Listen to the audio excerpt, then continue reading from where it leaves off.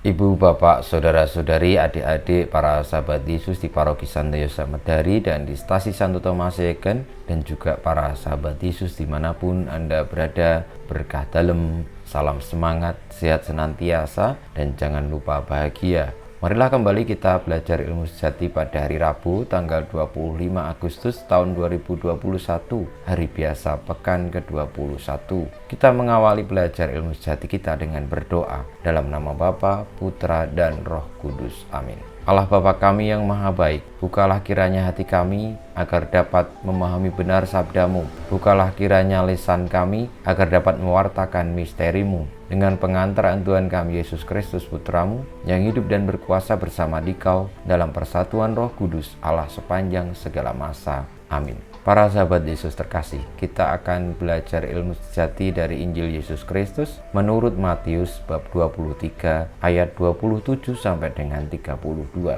Pada waktu itu Yesus berkata, "Celakalah kamu, hai ahli-ahli Taurat dan orang-orang Farisi, hai kamu orang-orang munafik, sebab kamu sama seperti kuburan yang dilabur putih, yang sebelah luarnya memang bersih tampaknya, tetapi yang sebelah dalamnya penuh tulang belulang dan berbagai jenis kotoran.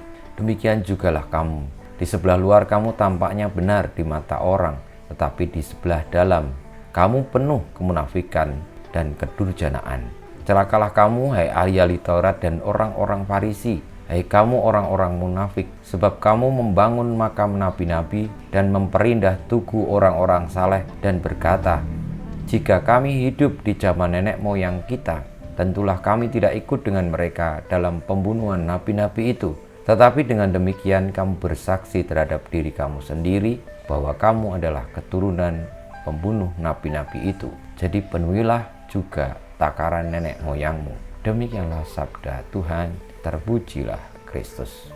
Ibu, bapak, saudara-saudari, para sahabat Yesus terkasih, Tuhan Yesus mengkritik ahli-ahli Taurat dan orang-orang Farisi yang berlaku munafik karena memang orang-orang itu melakukan suatu kebaikan agar dilihat orang, jadi tidak sungguh-sungguh tulus di dalam melakukan suatu kebaikan. Bisa jadi hal itu juga terjadi kepada diri kita. Tuhan Yesus mungkin juga mengkritik kita karena kita pernah melakukan sama seperti yang dilakukan oleh ahli-ahli Taurat dan orang-orang Farisi. Kita terlalu takut untuk dinilai orang, lalu melakukan segala sesuatu hanya agar dilihat oleh orang lain itu tampak baik. Meskipun sebenarnya kita tidak seperti itu, namun bagaimana caranya kita bisa menutupi apa yang menjadi kekurangan kita, lalu berlaku munafik. Tuhan tidak suka dengan orang-orang yang seperti itu karena mereka tidak sungguh-sungguh berpegang kepada kebenaran, kepada kebaikan, namun menipu orang lain.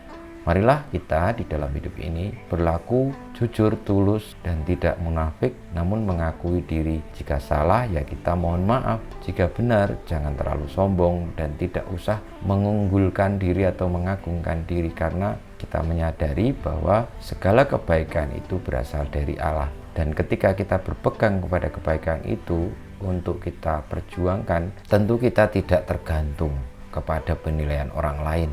Orang lain mau menilai apapun, kalau kita sudah melakukan kebaikan, maka itu akan membahagiakan kita.